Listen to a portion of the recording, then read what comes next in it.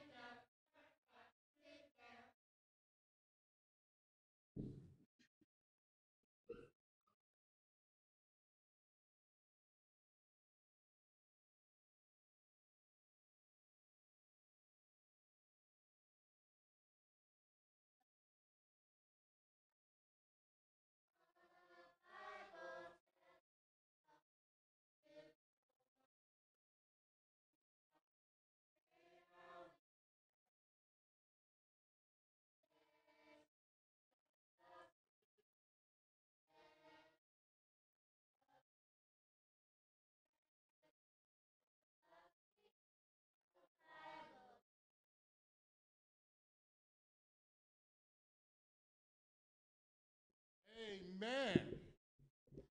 Thank you, Blevins girls. That is Amaya, Deja, and Precious Blevins. Did I get that right? Grandma, I got that right? Okay. Make sure we got to acknowledge our young folk here. They're leaders in training. At this time, I'll introduce our speaker, our presenter is for tonight. Many of you, well, may not know Elder Cuffey, but I know Elder Cuffey. Some of us older folk, we know Elder Cuffey. Parents, you know it, they know Elder Cuffey. But our younger kids, you may not know Elder Cuffey. Elder Cuffey, basically, Elder Cuffey, I'll give you a little bit of background. He's from Trinidad and Tobago. He's a graduate of Hampton High School. He holds a degree from a BA degree in theology and a sociology degree from Oakwood University and an MA in church and urban affairs. He's also a graduate of Andrews University. He has his doctorate in ministry. And just to let you know the work that Elder Cuffey's been doing, he has been working with the Not Here, I guess he's the founder and president of the Not Here organization. And they work with young people on various issues and concerns to make them aware of the issues of the day. And he's also going to be talking to us tonight on the subject of anti-bullying and give us solutions as parents, as young people, to dealing with this problem in our environment, whether we're at school or at home or in the community. We will hear about some solutions from him today. My wife will talk more about the Not Here program before we have the other topics come up.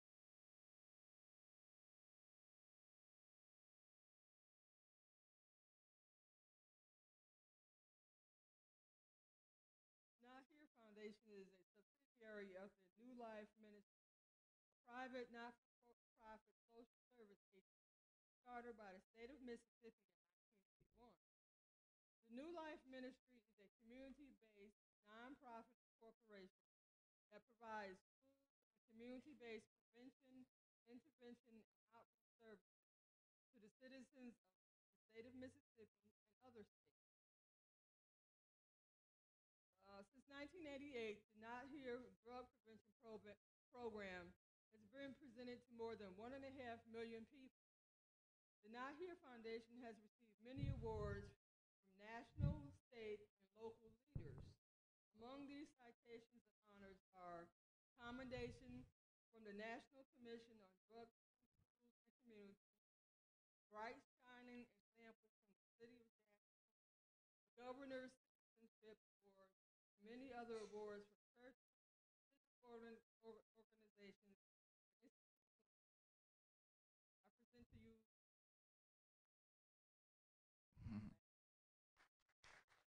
Okay. Thank you very much. Okay, I'm glad that each of you is here this evening. And yes, sir. Young kids, ages 6 to 9, if you can follow Sister Donna Newsom to the back, please. And all of the other, the ones that are back there, please join us in these first 3 to 4 rows, so we can have a personal touch, with the speaker. And our older people, and parents, if you can sit on that side, I would appreciate it.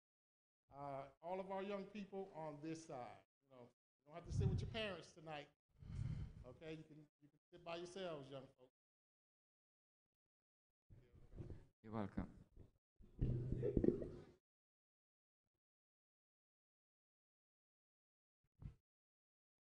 Okay. Are we ready?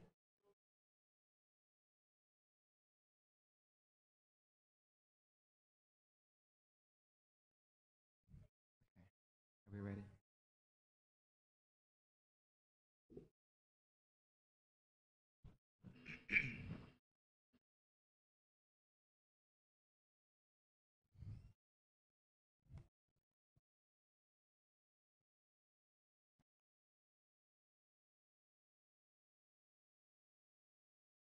Okay. All right. I'm glad to be here this evening. We have a lot of ground that we're going to cover, and I appreciate the introductions, both of the organization and of myself. I'm very humble to be here to take part in this very significant discussion. There will be opportunities for you to ask questions and make comments relative to what we're going to discuss this evening. By way of additional introduction, bullying has been around for a long time. I didn't realize until I was, I guess, in my 30s, which was a few weeks ago, that I was bullied for a short period of time. When I was growing up, we didn't know what to call it. I didn't know what it was. All I knew was that I was attending a school called a government school, not far from our house. And back then, we took our lunches to school. So I took my lunch in a brown paper bag. And there was this big old boy who was the bully. Normally, there are two of them, but this one in particular, he began first by asking for my lunch and other kids' lunch too. And when we said no, he began to push us and tug on us. So in order to avoid being bruised, battered, in order to live, to go to the next grade, I handed over my lunch. Almost every day, I would bring my lunch and give it to these guys. Now, these guys were big guys back then. They had not um, passed on to the next class, the next grade. You see, back in where I grew up, they didn't have social promotion. So you could be old as Methuselah and you would still be in the same grade. And these guys were old enough to vote, but they were still in my class. And I kept handing over my lunch. And you know what was so bad? Is to sit during lunchtime and watch him eat my lunch. And if he didn't like it, he would give it back and say, bring me something better next day. And then one time he said, cake. I want cake. You see, because these guys, they couldn't speak English very well, and that's the reason why they were kept back, because they failed all the English classes. Cake, I want cake. So what I do, go home, Mommy, can I take some cake to school tomorrow? We do want to take cake for, well, I just like cake, because I couldn't report that big bad bully was at the school and he want dessert. So what do? If she bakes a cake, which normally would be on Thursday or Friday, we'll have it for Saturday. On Monday, I will take cake for this big bad bully. Until one day I got tired of it. Because I used to come home so hungry in the evening, and my mother used to ask me, Nigel, what's wrong? Why are you so hungry every evening? I would say, well, you know, I just was playing a lot. And one day I just said, I forgot the guy's name. He took my lunch. So my older brother heard it. And the next day he decided to stay home from work a little bit late and walk. We walked to school back then. You see, you all go to school on bus. We walked. He walked with me to school. Because normally what we do, we hand over the lunch before classes start. He walked with me to school. So here, big bag, and my brother walked a little bit behind me. He didn't know who he was. He thought my brother was maybe a janitor or something. So he says, you got my lunch? I said, yes, I do. And I stepped away, and my brother stepped in front of me, and he said, I hear you've been taking Nigel's lunch. Just listen up. Not only would you not take his lunch anymore, no other kid's lunch. Because if you take his lunch anymore, I'll have you for lunch. That was the last that bully ever messed with me. But I didn't realize that I was bullied until I was in my 30s. And I looked back and I said, oh, wait a minute. I was bullied. So today it's a big issue. So now, I'm supposed to point over here. Bullying is a form of child abuse. Almost half of children will drop out of high school this year because they're being bullied at school or at home. Because what I want you to understand is that bullying does not take place only at school, it takes place at home too. Older brothers, older sisters, they bully younger ones, okay? 30% of US students in grade 6 through 10 are involved in moderate or frequent bullying. Some of you here may be bullies yourself. Do not identify yourself. Don't raise your hand. Don't do nothing. But I'm headed your way, okay? And either they engage as bullies or they're victim of bullies altogether. And a lot of these stats came from the National School Bullying statistics and so forth. Okay, so here are some of the stats on that. School bullying and cyberbullying, which we'll deal with in a while, are increasingly viewed as an important contributor to youth violence, including home and suicide. What we have found out is that a lot of the kids who were bullied, they commit suicide. University of Virginia, this guy, cyberbullying, he was gay, and they placed pictures on the internet of him and so on. 2 or 3 weeks later, he couldn't deal with it. It was too much for him. He committed suicide. It happens with a lot of kids, and some of them, they injure themselves if they don't engage in violence themselves. Okay, so what have we found? 1 out of every 4 kids is being bullied. So there, let's see, 1, 2, 3, 4, 5. One of you is being bullied. But don't say anything. You may not even know what it is or what it was, but that's what we have discovered. 77% of students are bullied mentally, verbally, or physically. And of course, cyberbullying, which we'll talk about in a minute, that number goes up to 43%. So more than 2/3, 3/4 of kids are being bullied mentally, physically. Again, as we go through these things, you need to ask yourself, oh, so what happened on Friday has always been happening? That's being bullied. I'm being bullied all along. That is true. Okay. Of the 77% of students that said they've been bullied, 14% of those were said they experienced severe bad reactions. Yes. And we'll share some of those bad reactions in a while. 1 in 5 students admit to being a bully or doing some bullying. So somebody in here, a few of you in here are bullies yourself. You probably don't even know that you're a bully. Okay? And back then when I was growing up, the bullies were big kids. Now, little kids can bully bigger kids because it's not so much the size anymore. It is with the bravado of these kids. So it's not necessarily a little kid that is being bullied. Sometimes the bully is a kid that is 2.5 feet tall. But that's the bully right there. Because again, the bully is not restricted to size. What we discovered is that 160,000 students miss school every day for fear of being bullied. What they would do, they would come up with excuses as to why they can't go to school today. Oh, I don't feel well. Oh, I'm sick. Oh, something is wrong with me. They come up with 4 illnesses. And it's all because they don't want to meet the kinds of bullies that I had in my day. So they're fake illnesses. And you know what happens as a result? When you miss school, you miss a lot of things. You miss the board work, you miss the homework, you miss all that is going on in the classroom, you miss knowing what other chapters you have to study. So what happens when test comes? You perform poorly. What happens when standardized tests come? You don't get it, and of course you fail. So being bullied can trigger a lot of adverse consequences.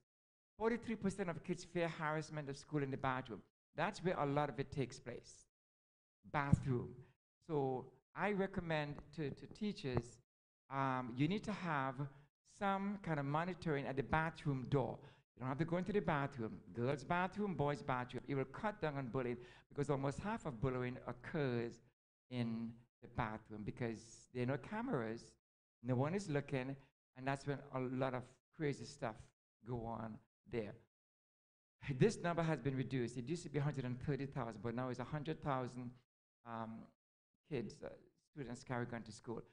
This is particular schools where they don't have metal detectors, so they bring guns to school. So glad it doesn't happen at the school where Mary Eddy is the principal. But they bring guns to school. If they don't bring guns, they bring other weapons in order to defend themselves. Sometimes they take parents' weapons. So parents, if you have a weapon at home, which is another subject, you need to safeguard it. They have trigger locks and handprint locks and so on. You need to do that because your kid, if he or she's been bullied, they will find a way out, and because they're not going to negotiate with the bully. 28% of youth who carry weapons have witnessed violence at home. So now let me come to you parents. If a child lives with anger and frustration, they learn to become violent. When the child witnesses violence at home and they see that that's how the parents live or resolve conflict or deal with issues, what do you think the child is learning? Oh, that's the way I'm going to do it too at school. So more than a quarter of them who carry weapons have witnessed violence at home. Thank God that doesn't happen in anybody's home here. If it happened last week or week before, tell yourself it's never going to happen again. You cannot do violence. There's nothing that a mother, a wife can do that can make you be violent to her. I'm talking to the men. And there's nothing that your husband can do to make you hit him with a pot over his head. Well, maybe some things you can do, but you don't want to do that. Okay? Because your child is going to pick it up. I have she's almost 2-year-old granddaughter in Huntsville, and you know, it doesn't have to be, if I'm talking to my wife and I'm saying something because I'm very emphatic sometimes, she will come between, and she doesn't know words yet, but she will use her own words, and they would speak and get louder and louder. A couple times she would put her finger on my wife's mouth. which is good because I can't do that. To tell her to be quiet. Okay, 282,000 students are physically attacked in high school, secondary schools each month. That's a lot. That's more than 250,000 students are attacked physically in high schools each month. So what has the school become? That's why students feel the need to defend themselves. Because these people who are attacking, they're not attacking in order to scare you. They're attacking in order to terminate your life. Okay. More youth violence occurs on school grounds as opposed to on the way to and from school. Okay. Some violence occurs on school buses, but now school buses have cameras. And normally the school bus drivers, some of them have training in handling that. And the school ground, because the school ground have so many students, okay? Jackson Public School, about 35,000 students. The average school would be anywhere between 300 and 700 or 800 students. That right there is a population that is brimming with all kinds of potential for violence.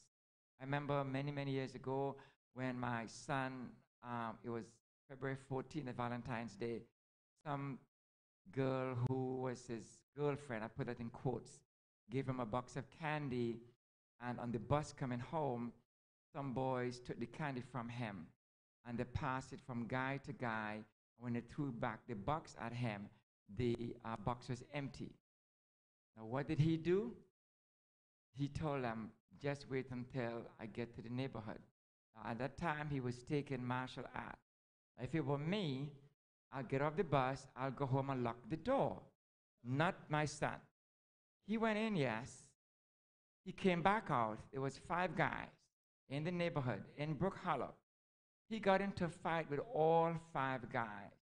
The next day, the principal called, and we had to go to the principal's office, and she considered it as a gang attack.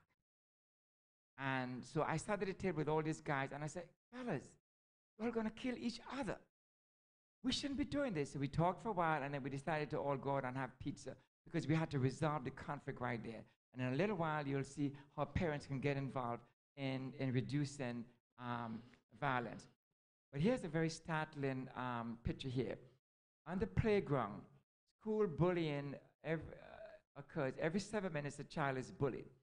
How much adult intervention is there? Only 4% of the time do adults intervene. Peer, this is kids themselves, they intervene 11% of the time. There is no intervention on the playground 85% of the time. So the kids are left to fend for themselves. And sometimes the bullying goes on and the teacher doesn't say, the teacher's not aware of it. They think that everybody is behaving themselves, but it happens anyway because there are different forms of bullying, which we'll get into in a while. Okay, so 87, those students who, their motivation for school shootings, 87% said that they're motivated by a desire to get back to those who hurt them or by a desire to just inflict harm on the people who hurt them. Students recognize that being a victim of abuse at home or witnessing others being abused at home may cause violence in school. So if the child experiences violence at home, and that violence could be verbal abuse, father calling mother all kinds of names, mother calling father out of his name, the name that his mama didn't give him. What do you think the child is going to do when he or she goes to school? The home is the cradle of society. 2 sociologists, Zimbardo and Rook, they did that research. The home is the cradle of society. Zimbardo and Rook, University of Chicago, they discovered that if a baby is hugged and loved and cuddled a lot, that child comes up feeling secure, and that child comes up having a healthy self-image. Conversely, if the child is not hugged or loved or is rejected, or the child hears curse words, that child come up very defensively, and the child comes up really attacking the world around them. Okay? So the home is where it is. 67% said students shoot others because they've been victims of physical abuse at home, and that is true. 54% said witnessing physical abuse can lead to violence at school. And so again, I'm laying a lot of charge at the feet of the home. The study indicated that students in lower grades are twice as much getting engaged in fights, twice as many fights as those in high grades. So we were talking about lower grades, like middle and elementary school. More violence occurs in the middle and elementary school than in high school. What are you all fighting about? What's your problem? Everybody's broke. Ain't nobody got nothing. What you fighting about? What are you fussing about? You're in elementary school. You don't have it made yet. You're not a baker, banker, funeral undertaker. What are you fighting about? But it happens in the lower grades. And I'll give you the different types of bullying in a minute. So what you can do, okay? Take the action today. Pledge not to bully or be a victim of bullying. How many of you pledge not to do that? Not to be a victim of bullying and not to bully. I want to see your hand. Sweetheart, I mean, little lady here. Hello? What are you raising your hand for? You don't know, right? You're pledging not to be a victim of bullying, nor you're also pledging not to be a bully, okay? All right. So let's go to some other areas. Types of bullying. Just in case you think bullying is threatening and physical and pushing and so on, no, it's not. The different types of bullying, all of them can be irritating, embarrassing, hurtful, even dangerous. Some forms include verbal, social, emotional, physical, cyberbullying. So let's break down each one of them. Verbal. This happens when someone calls another person names, nicknames. You know that thing that they used to say, sticks and stones may break my bones, but words cannot hurt me. That's a lie. That's not true. Who came up with that?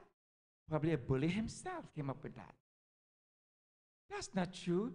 Do you know there are people today, in my counseling experience, I have dealt with people who have been called names as teenagers or young kids, and it still affects them today.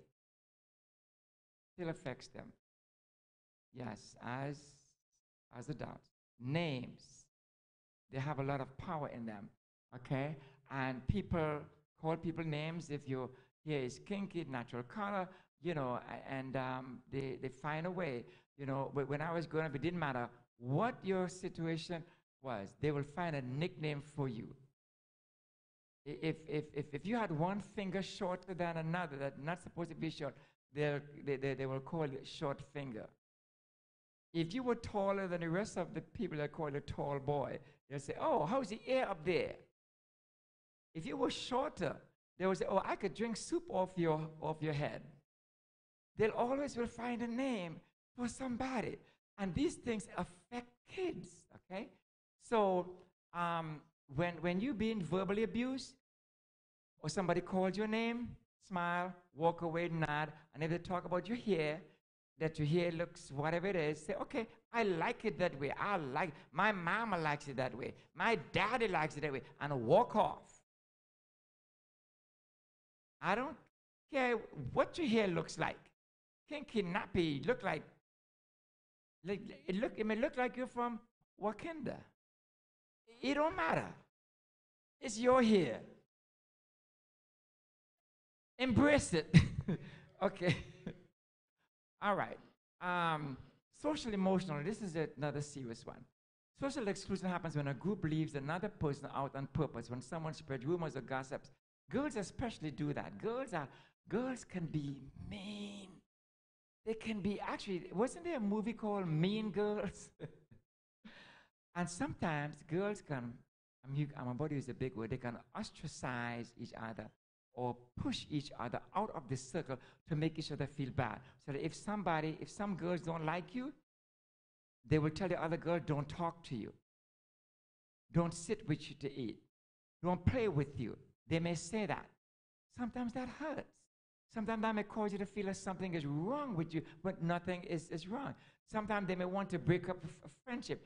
And in some situations, when there is a boyfriend or girlfriend situation, they use it as a weapon, okay? So that sometimes girls would say, now she's going with my boyfriend. By the way, you're too young to have, all of you in here in school, you're too young to have anything that's called boyfriend or girlfriend.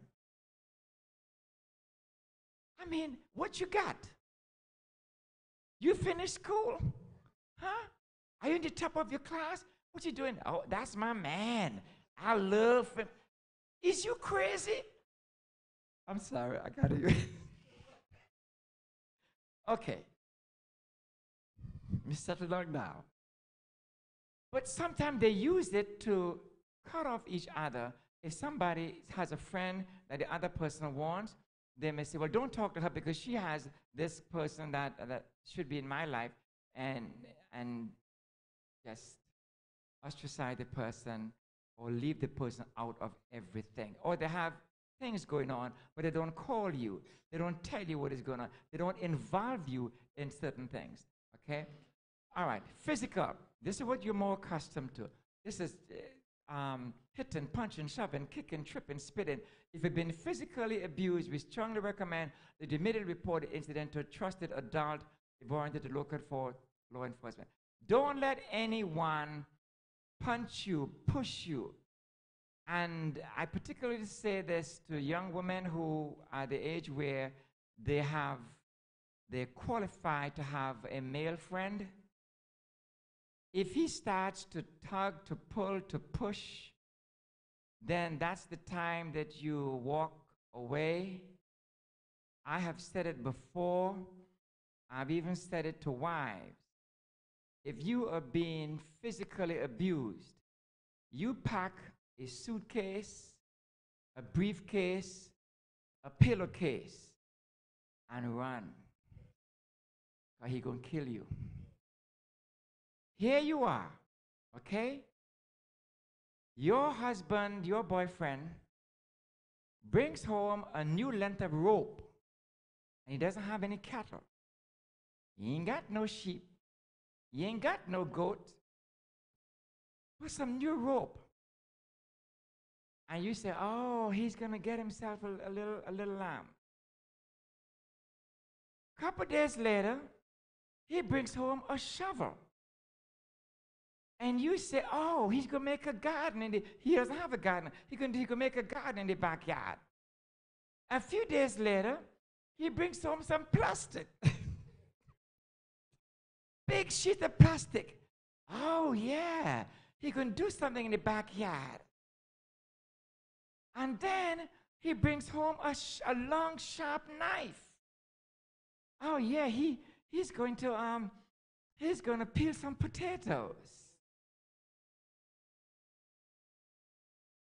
And you can't even see what is taking place. All the warning signs. And you up there praying, get off your knees and get out. Okay? If you've been physically abused, you need to report it. If somebody hits you, don't accept it. If somebody punches you or pushes you, don't say, oh, they made a mistake. No, you need to report it. Don't accept physical abuse like that at all. Okay? All right. Under this, now there's cyberbullying. Okay? Now keep in mind, this is not the last word in bullying. Okay? Cyberbullying it involves the use of digital technology like social media, such as mobile phones, internet, to cause harm to others by creating a false profile. People will create a profile or story or description of you that is totally not you. And they do that in order to control you. They do that in order to get you to do what they want you to do. And this happens so all of your friends see it, other people will see it. They post embarrassing, hurtful, or harmful information on social websites. They will say all kinds of things about you on social media, and now you have to deal with that. And that is what causes a lot of these kids to commit suicide, because you cannot erase it. It's there, well, you could erase, but the damage is already done. It's sending mean, untrue, or hurtful text messages within minutes. A hurtful, ugly, mean, damning text can go to hundreds of people, and there goes your character, your name, because they will lie on you. Okay? Now, posting inappropriate or embarrassing pictures or videos. You cannot post pictures of yourself, and I'll come to that in a minute. Okay, so cyberbullying is a very serious issue indeed. Back in our day, we didn't have to worry about that. Now the whole world can see the lie, they can see the untruth, and you have to deal with it. Effects of bullying. Kids who are bullied have a higher risk of depression and anxiety, including the following symptoms that will persist into adulthood. They have increased feelings of sadness. So you see your child comes home, and your child is sad, parent. You need to find out, take some time. Get off the phone. Turn off As the World Turns, or the ugly and the cowardly. I'm talking about the bold and the beautiful. Sit with your child and try to find out what is going on. Your child's habit in sleeping and eating have changed dramatically. The child is not eating their food. The child is scared to go to school. You need to pause and find out what is going on with my child. The child has lost interest in activities. Find out what is going on. It happened with my grandson in Maryland. He used to tell his mother about the fact that he was being bullied. After a while, he just stopped talking about it. And in the meantime, he was still being bullied.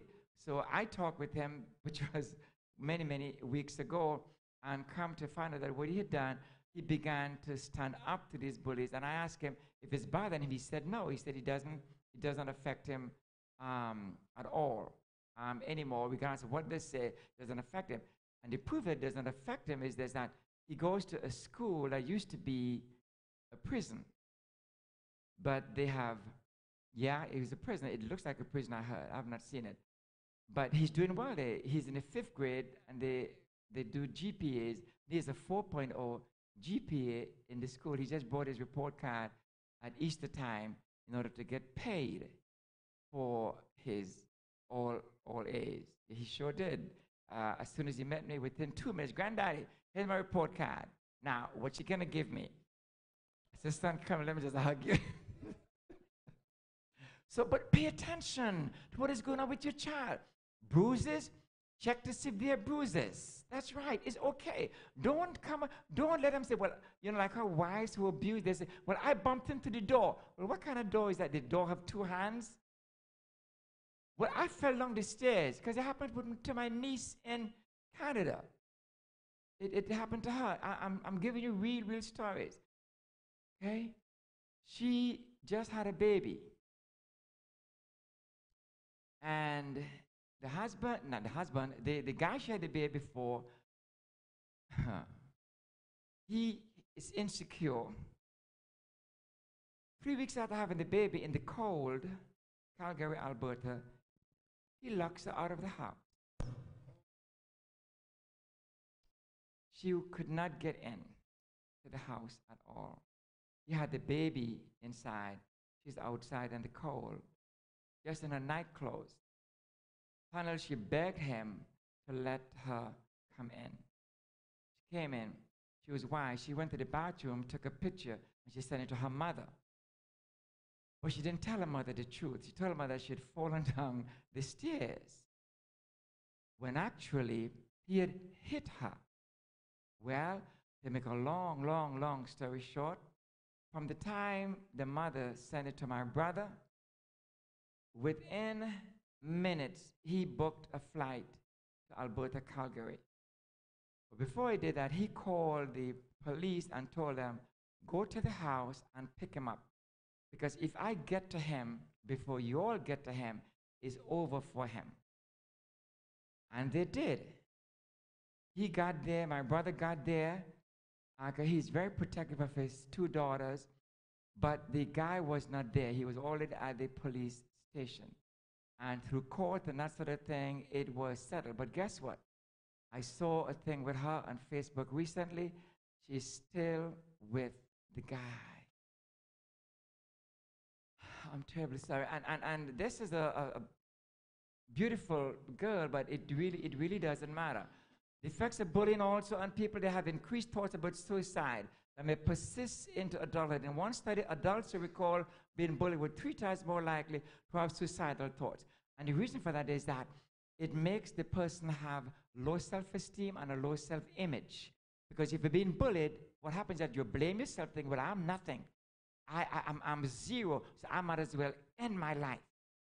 Okay? They call me names. They say that I am something that I'm not, but maybe I really am what they're saying. So what's the use? And if parents are not loving and supportive and caring of their children, the child's little self-esteem or self-image will be erased, all because of a bully or bullies who tell them they are nothing. That's why you have to build your child up at home, especially your girls and also your boys. Build them up at home. And even you as adults in the church, you need to start complimenting your young kids. You see these kids who did the song service and the prayer here? Okay? Why are you going to wait until they've done something bad and say, I knew they were going to mess up. They were nothing. They were going to mess up. Well, when they were doing this stuff in church, why didn't you reach their hands, shake their hand, and thank them for what they're doing up in church? Why are you going to wait until something has gone wrong, then you condemn and you criticize them? Okay? Do prevention. It's worth a ton of cure. Okay, I'm not done. Effects of bullying, they're more likely to have health problems. And in one study, kids who had, in adulthood, who had physical health problems, it persisted 3 years later. So it doesn't just stop there. They can be affected as time goes on. They also have decreased academic achievement and standardized courses, scores, and they're more likely to skip or miss school or drop out of school altogether. After all of this time that you have done so much work with your child, because you didn't pay close enough attention and intervene, your child drops out of school. Now you can't read this, I don't know why I put this in this color, but they're more likely to retaliate through extremely violent means. In 12 out of 15 school shooting cases, the shooters had a history of being bullied. So that's like 95% of the school shooting cases, they were bullied themselves. So you see that child being bullied? Trust me, he is going to be a bully, because hurting people hurt other people. Okay? They also have a high risk of abusing alcohol, so they become what we call Unitarian drinkers. They abuse other drugs, and they're more likely to get into fights, vandalize property, drop out of school. They're more likely to engage in early sexual activity. You know why they do that? To feel whole and inside. They want to be accepted because they're being bullied. They want somebody to accept, and somebody takes advantage of that because they didn't get that supportive, emotional build-up at home or from adults. They're also more likely to have criminal convictions. In one study, 60% of boys who bullied others in middle school had a criminal conviction by age 24. So it spawns other negative effects. And they're more likely to be abusive to their romantic partners, spouses, or children as adults. So you're in a relationship with a guy, he's abusing you, you know right away the chances are great that he was also abused. Okay, I want you all to repeat this after me. Conflicts can be resolved. Bullying must be reported. Say it again.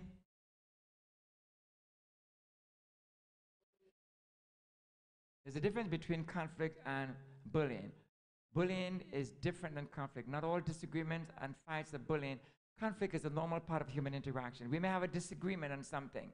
Bullying is different. Part of learning to be independent and to grow up is learning how to deal and respond appropriately with conflict. So here what bullying is. It is a repeated, pay attention to that word, repeated form of mistreatment where the victim cannot defend himself or herself. That was what's happening with me. I didn't know how to defend myself against, a big bully boy who took my lunch. What was I going to do? Big guy, had muscles and stuff. Hear me, scrawny little fella. I can't defend myself against this guy. When he asked for cake, give me cake. What was I going to do? But go and get him cake. Because that's what Mr. Bully wanted. Bullying is repeated, and it was not just one time, it was repeated. And that's the difference about it. It's a mistreatment. It's an imbalance of power. One person more powerful than the other, and or in a higher social status. Now, let me pause here. One person is in a higher social or political status than another person, and that causes that person to be a bully even more because they have the power. They are the bully pulpit. They're in a house, and you just out in the yard. Now you figure the rest out. Bullying is usually a repeated act of harassment, but it doesn't have to be. It's a form of abuse. When you're being bullied, you're being abused. You're being what?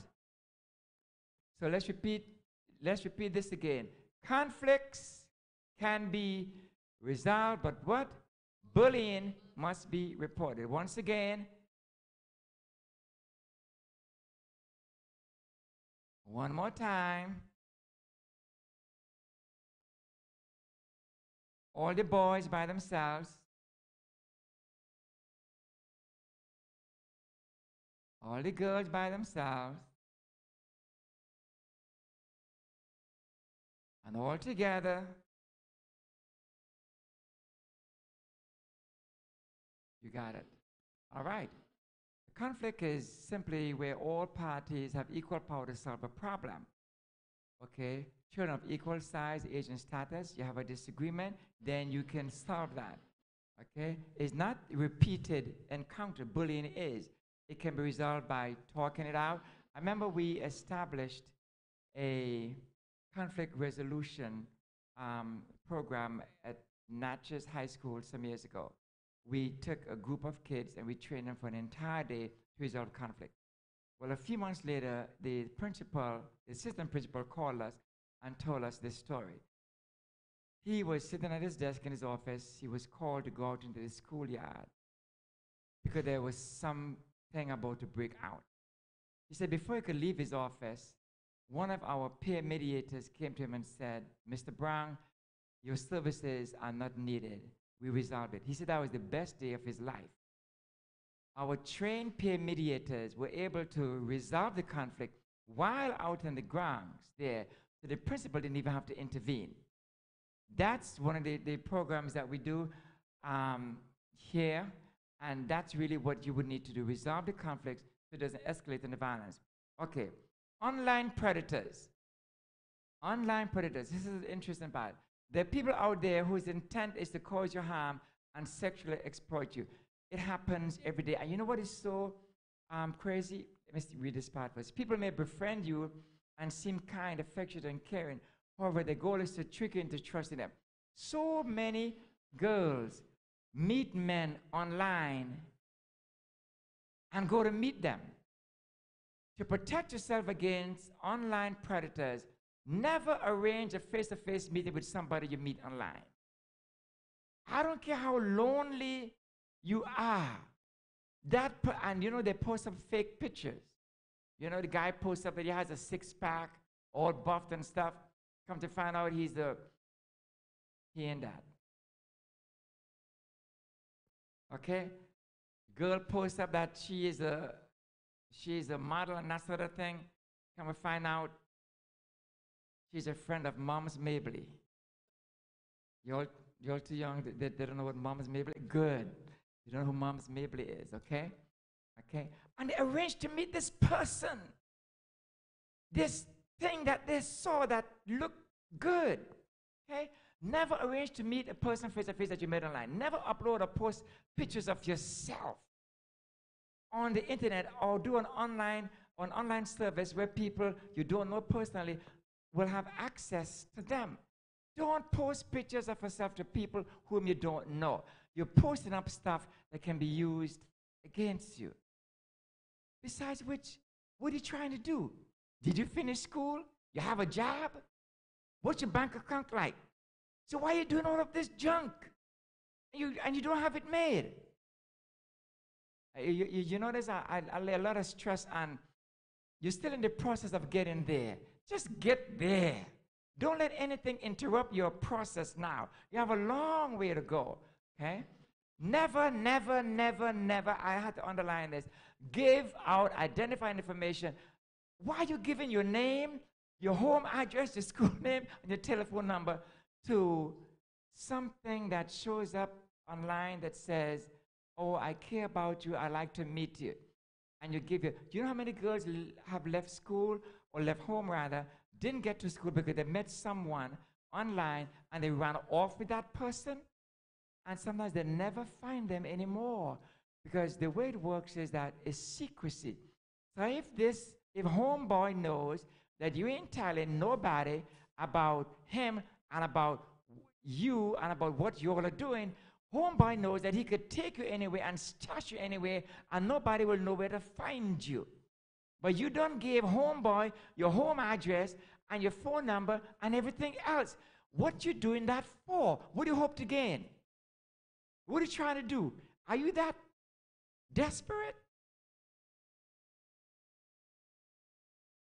Never download pictures from an unknown source that are sent from people we don't know personally, because again, the internet, it leaves footprints. Whatever you do, they're footprints. I don't care if you erase the hard drive. It can't be retrieved. That's part of what the FBI does. It doesn't matter what you do. It's designed. You know, even your cell phone. Where's my cell phone? You know, they know exactly where you are right now. You know how many steps you take. It's there. It's designed that way. So be very cautious as to what you put online. Be very careful. You know what employers do these days? You know what employers do? Back in the day, we had a paper that's called your resume. We don't look at that anymore. We want your password. We want to go online and see what you've been doing online. We want all your social media contacts. We want that because that way we know who you are, who we are hiring. So be careful. I used to tell my brother to tell his daughter that. She was trained as a mixologist. You know what a mixologist is? A bartender. That's the name. And she used to post pictures that her drinking with her friends, and I tell him, be very careful. Tell her to quit because she's a dental hygienist. I said, if she makes a mistake, it goes right back to somebody going to say, see, because she was drunk, and that's the reason why she made a mistake, because she's also back, you know, in Canada, the dental hygienist now can do injections and so on. So, so she doesn't do that anymore, thank God. So you don't know these people. Never respond to messages or bulletin board posting that are suggestive, obscene, belligerent, or harassing. Realize that things you're told online by people sometimes are a lie. It's not true. You know how many times, even in my spam folder, I get spam that says, I want to marry you. And it may come from, you know, it's somebody said that they're from Russia or from Korea. You know, chances are the person is right down the street. You never respond to this, and don't let your curiosity get you carried away. Okay, online predators. 40%, this is what I wanted to get. 40% of teenage girls surveyed said that they experienced sexual advances online. Almost half of them. 25% of the girls said they met someone in person. A quarter of them met someone in person after meeting them online. So here it is, okay? The person gives you a fake name. Oh, can we meet? Sure, why not? They give you an address, and you trips out of the house. You won't tell your parents anything or anybody anything, and you go to meet somebody who said they'd like to meet you. What have you just set yourself up to do? 55% of adolescent internet users have or currently using social network and websites. So more than half of you all are using social networks. So be very careful, okay? How to protect yourself. All right, let friends or family know when you are afraid or need help. Don't be scared to let them know when you need help. If you're dealing with something and you can't handle it, you need to let someone know that you need help, okay? When you go out, say where you're going and when you'll be back. Now, this is a problem for some of you young people because you think, well, I'm bad, I'm good, you know, I can manage my own life. I don't have to say where I'm going. Yes, you do. You know why? Because it establishes a form of contact, of responsibility, and also of accountability to say where you're going. And you know what? Go where you say you're going. So if you're going toward the east, don't say you're going toward the west. Because if something happens, we're going to be looking for you in the east. And here you are over in the west. If you say you're going to Jonathan's house, don't say, I'm going to go to Jonathan's house and do homework, and then here you are over at Barbara's house doing work. It happens. Even grown people do that kind of stuff. Very dangerous, okay? And when you're in an emergency, call 911 or your local police department. How to protect yourself. Memorize important contact phone numbers and places to go in an emergency. Keep spare change. Don't go out broke. See, the guy may pick you up, but if you say no to him, he may say, get out. Get out. You drop up by the side of the road. What you going to do? You don't have bus fare, car fare. What you going to do? And guys do that. Okay? So make sure that you have a cell phone, because 85% of people carry cell phone for security purposes, not just to talk, but for security purposes. Go out in a group or with other couples. So he wants to go out with you. Take a big sister, your big brother, a cousin. Go with someone, especially if it's someone that you don't know, which you probably shouldn't be doing it anyway, but fine. So you want to know who this person is? Take somebody with you. Take a parent with you. Take a father if you're younger. Take a father with you. That's right. Take a father with, and you'll see, oh, that's your dad. He'll just exit. Have money available for transportation if you need to take a cab, taxi, or subway, if you're in a big city with a subway. To prevent bullying, pay attention to the incidents of bullying, create a sense of community, and have leaders among the kids or increasing adult supervision. Okay, we have a program we call POP, Parents on Patrol. Simply put, Parents on Patrol. We've asked schools, invite parents who are screened to be in the school during the day. Ask a parent to give 1 hour a week. Be in the hallway, be in the cafeteria, stand at the bathroom door. Parents on patrol. Do you know how awesome it is? Let's say this little girl is cutting up at school, okay? She comes out of her classroom and her parents right there in the hallway. Other parents are there too. Parents on patrol. That's one of the best ways. Ask a parent to give 1 hour a week or 1 hour a month. There are enough parents that you could reduce or eliminate bullying at school. You can do that. The parents are screened, because, some parents, they have some, baggage way back then, I want to make sure that they're clean and stuff, they're not, they didn't just come out of the joint and, they got weapons and stuff. But they are on patrol, and that helps in even raising the atmosphere of security for the kids at school. Okay, it should be promptly dealt with. So if you're a teacher or an adult, deal with this very seriously. Your child comes home and say that they've been pushed, they've been tugged, they've been pulled, then you need to deal with it right away. Call the other parent, get involved. Don't let it go on. It's not going to stop on its own. Do something. Empower your child. Do something to give your child the courage. Also, teach empathy. So you're caring for each other, especially among younger students, by letting each child better understand how others feel. Well, how do you think that person feels that you've called him that name?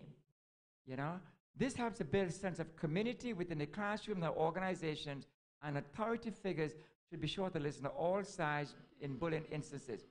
Choosing kindness. This is something that they do in Britain. Choosing kindness doesn't cost anything, but can help someone enormously. We all have choices to make. Choose kindness, because you never know what somebody is going through. Okay? Acts of kindness will not go in vain. Then for the schools, implement the Not Here program. All right, this little boy, he lives in Oklahoma City. He has been bullied. He's 7 years of age. He was born with 2 problems, a cleft palate, which they have corrected, but he still has a scar there. But he had a condition called heterochromia iridium, which is 2 different color eyes. The kids made fun of him. His mother, while looking on Facebook, she found that the family in Minnesota had a dog with 2 different color eyes. She did not have the money to travel 22 hours round trip to get the dog, so neighbors put up monies for the travel and to stay in a hotel. A cat. He was able to get the cat with eyes that are just like him.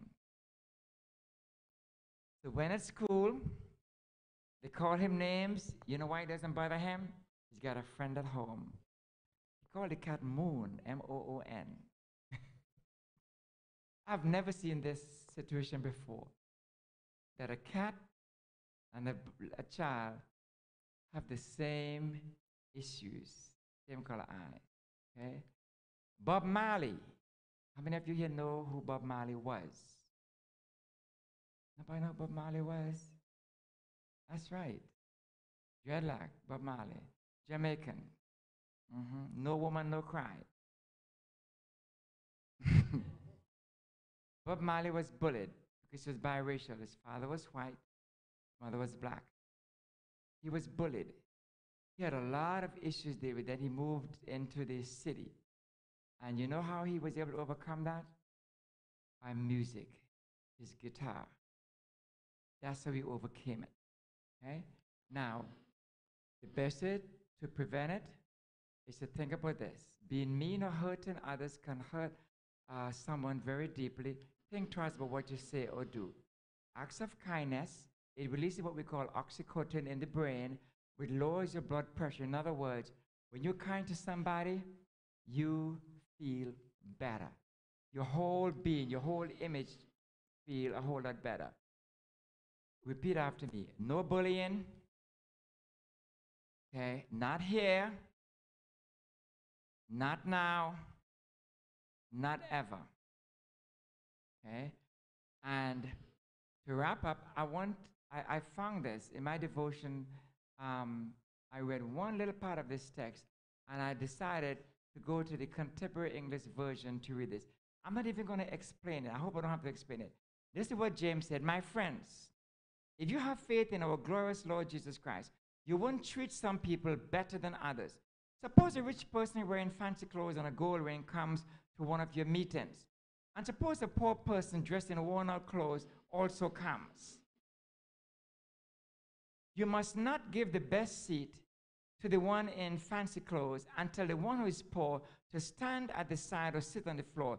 This is the same as saying that some people are better than others, and you will be acting like a crooked judge. My dear friends, this is what James says. Pay attention. God has given a lot of faith to the poor people in this world. God has also promised them a share in his kingdom that he will give to everyone who loves him. Okay? You mistreat the poor, but isn't it the rich who boss you around and drag you off to court? Are they the ones who make fun of your Lord? You will do all right if you obey the most important law that commands us to love others as much as we love ourselves.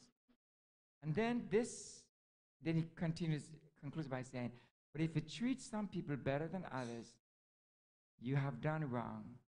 And the scriptures teach what? Right. You cannot treat other people better than others. And finally, I wanted to get this text in. And had made of one blood all nations of men for to dwell on the face of the earth. Scientists can tell the difference between the blood of a bird, an animal, a fish. They can identify every species using the blood.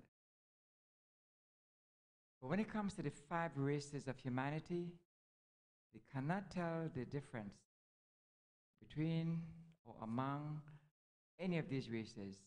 The Caucasoids, the Negroids, the red man, the Asians, or the Native American. If you've given them 5 little vials of blood from all of these nations, they cannot tell which belong to which nation. Because Acts 17:26 is true. God has made us all of one blood. That's why you treat each other well. And guess what, too? That's the reason that Jesus died. He made us all of one blood because when he shed his blood, it was for all of us. And the church says what? Like the old nigger spiritual says, I done. Any question? We have microphones. Yes, ma'am. Yes.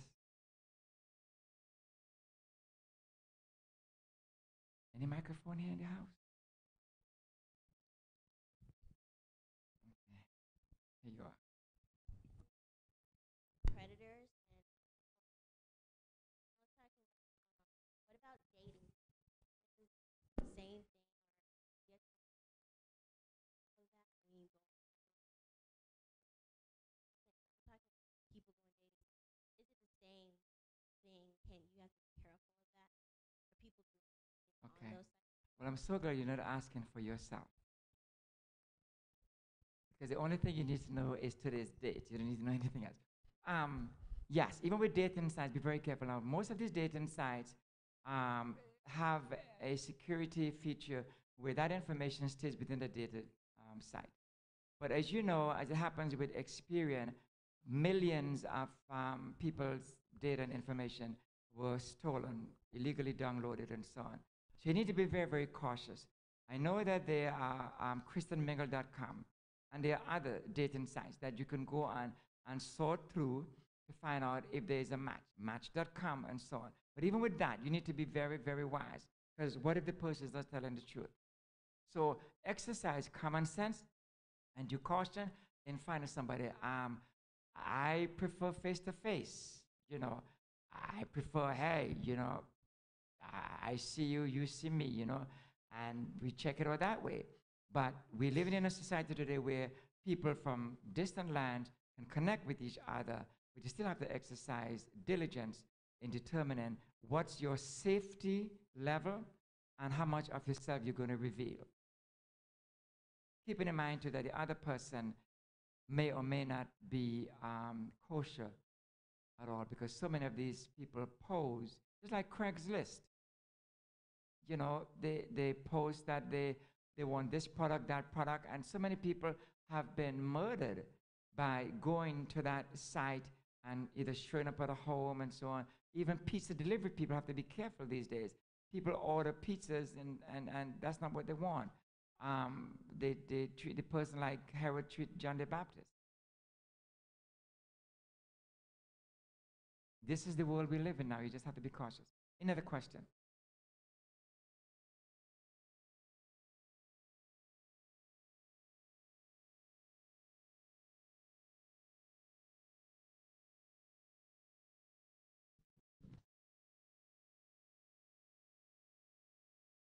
This is your time.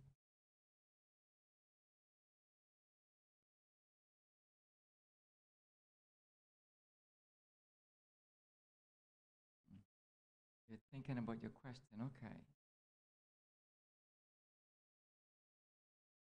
With elementary school, this is my grandchildren's mother right here, Tandy. I know you don't mind me telling your name, but go ahead. Oh, give her the mic, somebody. Over here. This question.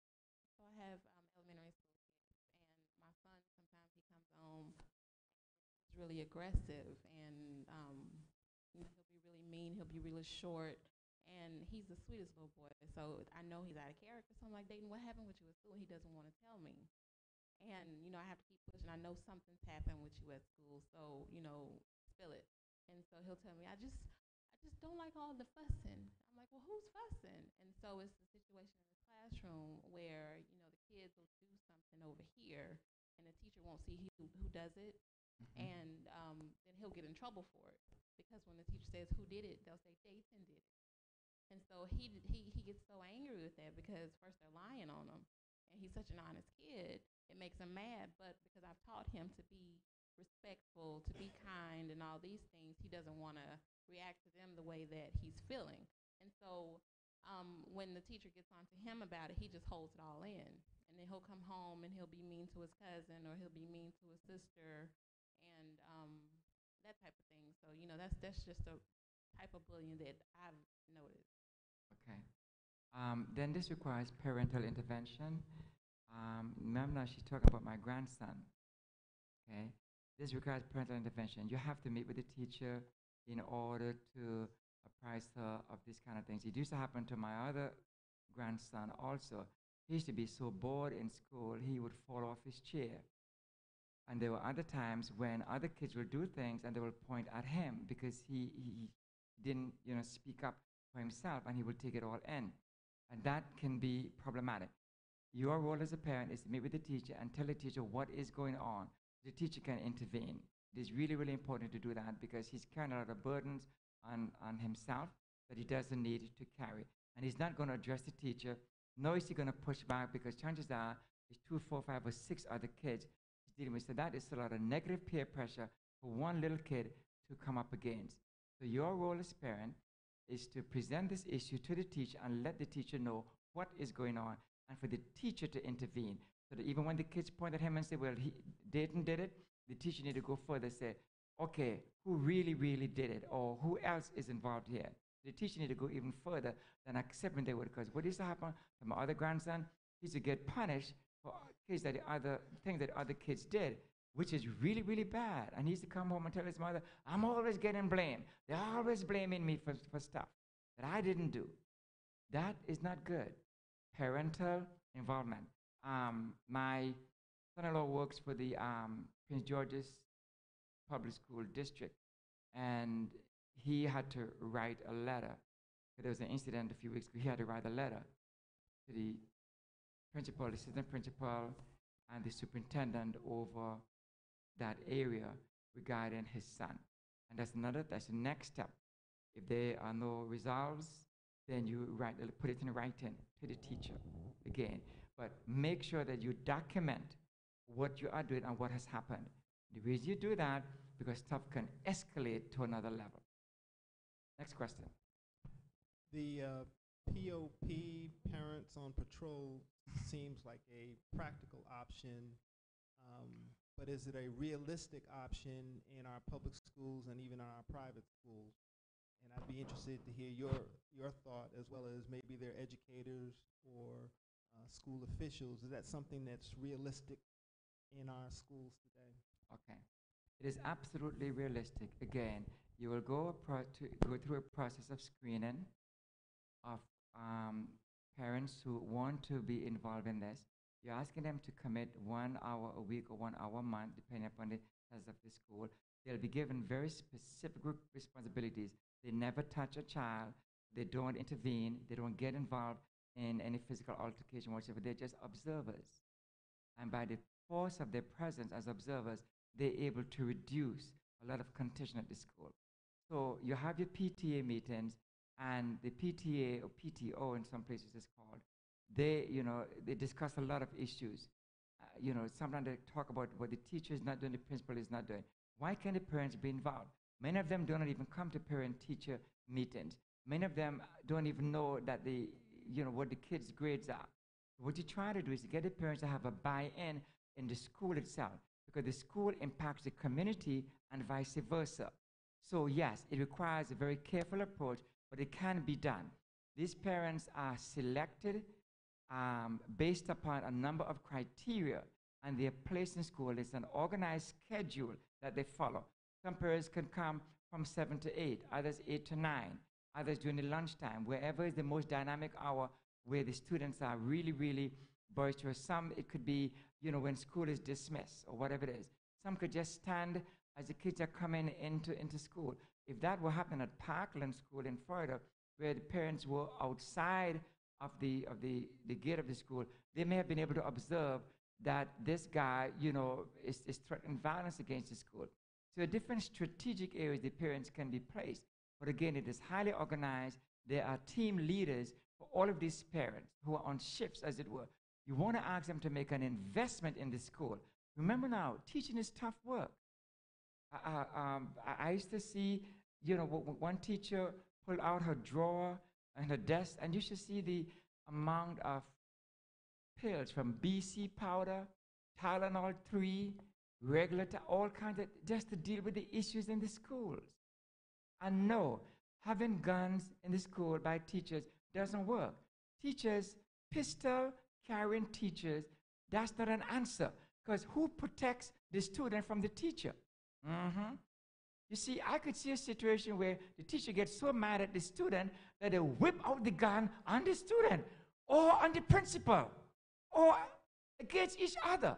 Or the teacher, because teachers, it's tough on them. Or the teacher, I was joking with a friend of mine, we said, teacher gets so mad. Johnny didn't bring his homework.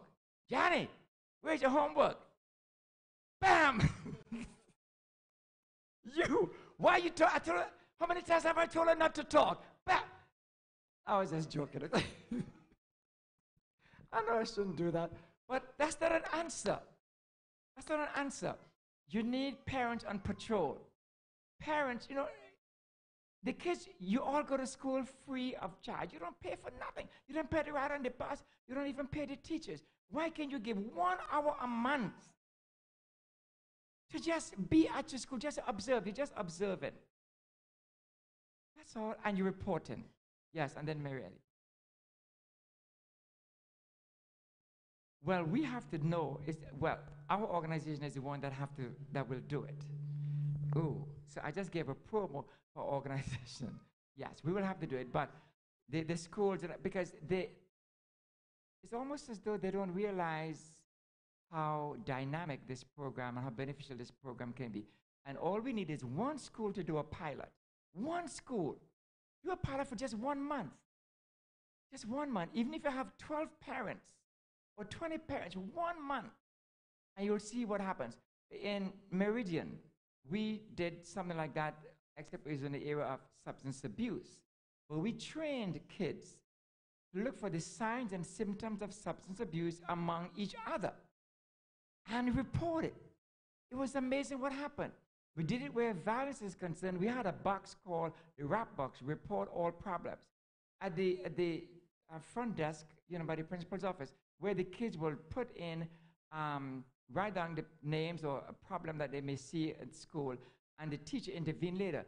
And it caused a lot of conflicts to be reduced because the kids reported what was going on. It's not going to go away by you telling these kids to behave themselves. And it's not going to go away by having pistol-carrying teachers. And you did see the incident where this teacher was carrying a gun and he shot himself in the foot. Okay.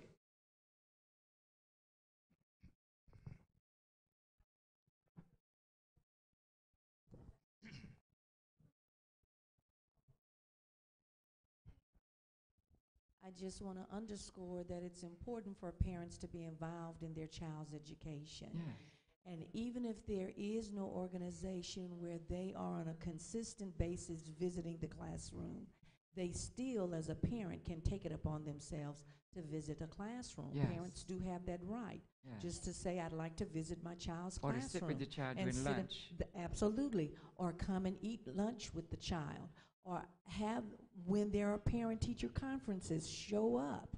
When there are parent meetings, show up, so that you become a part of that school family.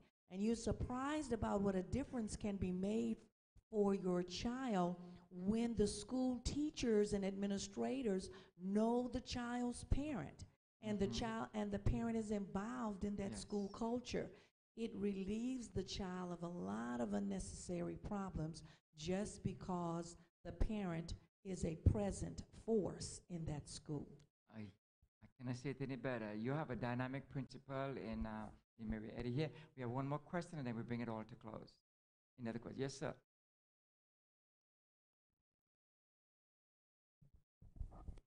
A lot of parents feel that we should put our kids in private school, shield them from bullying. That gets expensive. I find myself looking at that or considering that because it's rough out there. And are we doing a disservice? I had put my kids one time in karate because I knew it was a rough world, and I wanted them to have an edge, out there. Okay. One of the reasons that parents seek to put the children in private school because it's a smaller population, smaller number of kids, and it's more manageable. It's what we call the Gemeinschaft, and this is a German word. Gemeinschaft versus Gesellschaft. Gemeinschaft is a small community bounded by trust and a commitment to each other.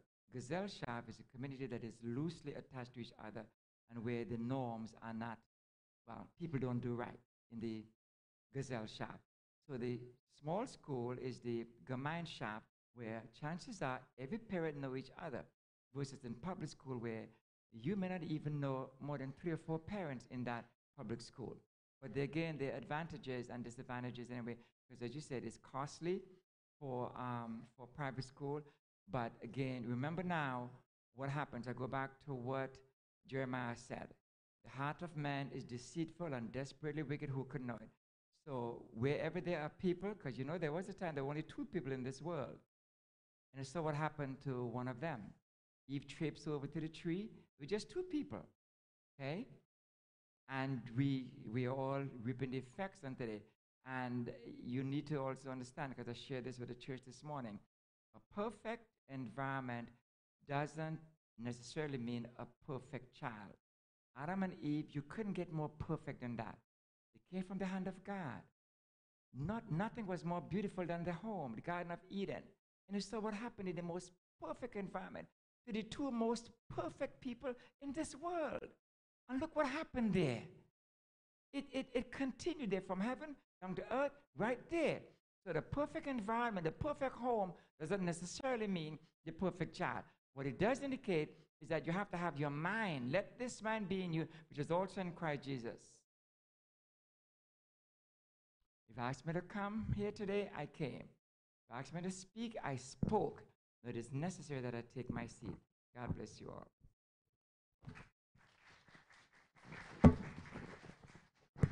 Oh, I also want to say, I also want to give a shout out to your youth leader. Chris has been very diligent. He asked me to do this. He's been very much on top of it. We stayed in touch sometimes twice a week on this issue. He has handled everything. And you have a great leader here. I told him on Thursday, I said, he handled this whole thing as a businessman. You know, sometimes we feel that because it's church, we could be sloppy. He was not sloppy. He did this in a very diligent and careful way. It's really representative of Berean, representative of the cause of Jesus. I want to thank you. Amen. Well, I just want to know, as parents, let's speak to the parents first, and then I'm going to speak to the young people before we have our offering. Did we benefit, be honest, the company's here because this is like a short survey. Can we build on this for our young people here at Berean? Because see, this is a real issue. This is real. Kids have shooting other kids in schools. That's a problem. But in our society, nobody's addressing it. Nobody's doing anything about it. I think that here at Berean, with the Holy Spirit guiding us, parents, working with our young people, we can come up with solutions by the grace of God to put hedges around our kids. If you have any insight about this subject matter, bring it to our youth leader, Sister Loretta Kane. Bring it to our school leader, at the school. So we as leaders can come together and formalize programs to benefit our children. That's the bottom line, okay? Because we want to make sure that they're safeguarded. Show of hands that enjoy this program on the parent side. Okay, great. On the children's side, now I know it wasn't a lot of games and all this fun stuff, digital stuff. This is like some information. Elder Coffee was trying to give you some information. We'll come with videos and all that other stuff later. But before when you're building on something, you give information so you can think. You have something to think, a point to think from. And let me ask you, young people, younger kids, as well as our teenagers, did you enjoy this program to some degree? I know you probably wish you at home right now on the video, but did you get at least one thing from this program today? One solution. Okay, that's a whole bunch of folks. I mean, not get everybody, but that's enough. Okay, thank you, Elder Cuffey. Let's give him a round of applause, everyone. All right, I know this was a long program. This was an hour and 30 minutes of your Sabbath afternoon. I want you to know that. And you spent it wise, parents and young people. Spent it wise. You might not know, but I think you spent it wise. At this time, we're going to have our head elder to come out and close us out. Oh, before we get started, we have our two gentlemen get our offering. Daniel Bird, Kevin Patterson, they're going to take up our offering. So, because we got to have an offering, okay? Be generous, parents, because young over here. Kids, you have any offering? We'll take your offering, but over going on the adult side. Most of our kids don't have jobs. All right, so bear with us. Any announcements at this time? Any announcements? Yes.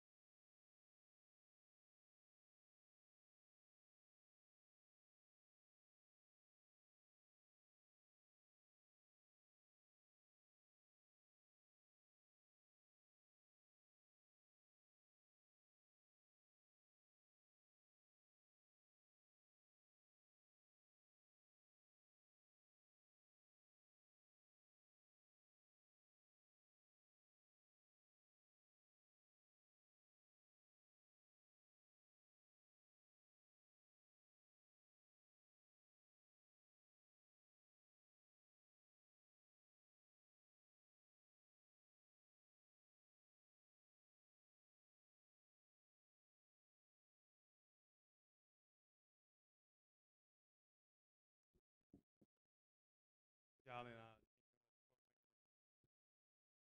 kids, y'all learning, want to continue to experience that youth,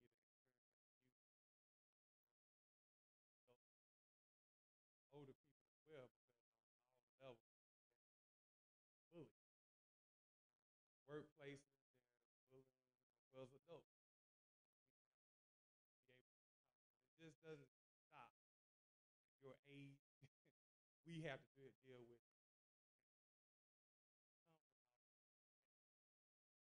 We have to pray for one another. We pray. I pray when I leave.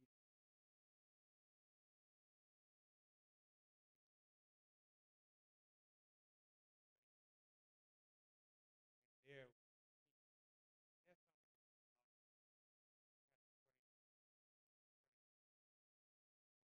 This summer Sabbath here at Berean, grace and mercy. Also, we're going to have a family life influence this summer.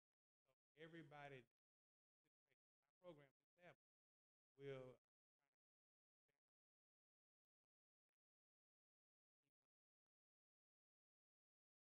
we're going to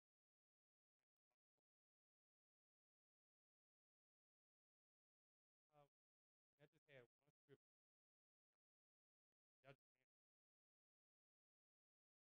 Psalms 119 says, "With my whole heart have I sought first. Oh, let not one with my whole heart." Today, that's God.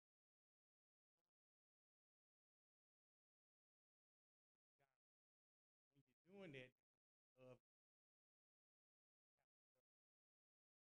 And when we're doing that, we do. Don't give God part of you. Give him. Let us all stand. Thank you, Huffy, for coming. Glad to have you. Come back, work with us. Not here for God, we just continue to ask you to be with us. As we embark upon a new week. Lord, we ask that, Lord, that we learn something from evil. That, Lord, that it will help change us. Help us move forward. No matter what is going on, Lord, we ask that, Lord, we will help us move forward. And, Lord, that most important, Lord, we will love you. You love us first. So, God, we ask that, Lord, you you will be our strength. You will be our light. You will be our guide on the path right. In Jesus' name we ask you. Consider yourselves.